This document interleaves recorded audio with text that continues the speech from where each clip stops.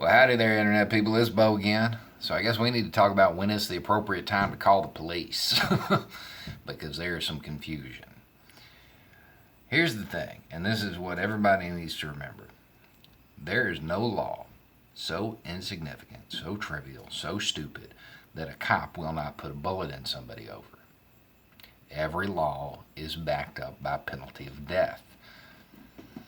Jaywalking is my favorite example. If there's ever a law that shouldn't exist, that's it. Crossing the street in the wrong spot.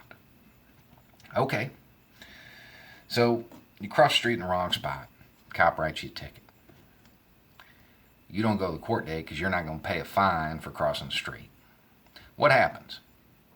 You've committed no violence at this point. Some men are going to show up, or they're going to wait for you to get pulled over, and then they're going to throw you in a cage. Now, still, no violence, and you're already having violence visited upon you. But what happens if you refuse to go? You're not going to be thrown in jail over crossing the street. So you respond, and you don't go with them. You resist. They kill you. You resist hard enough, they kill you. Every law, no matter how insignificant, is backed up by penalty of death. So, every barbecue Becky, or permit Patty, or key fob Katie that turns around and calls the law is really putting this other person's life in jeopardy. Nobody's being harmed by these actions. Nobody's being hurt. And that's really the only time you should call the law. If death is an appropriate response to what's happening, that's it. That's when you call the cops. Any other time, mind your business. Mind your business. You know, out here we have that saying, strong fences make good neighbors. That's true everywhere, you know.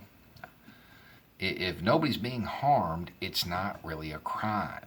It may be illegal, but if nobody's being harmed, it's certainly not immoral. You know, and one other thing I got to touch on, because it kind of, when the guy said it, it took me a minute. I was talking about the key fob Katie thing, and I'm like, man, that dude was calm as a Hindu cow.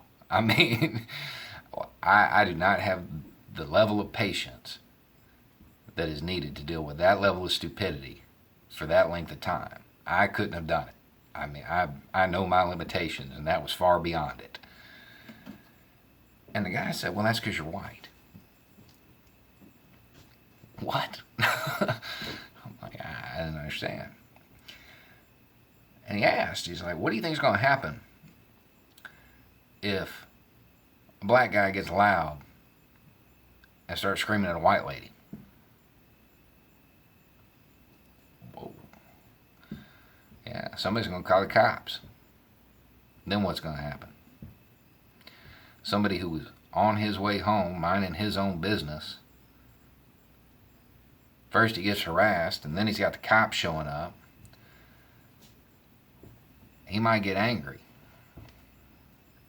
What if he doesn't want to comply? What happens?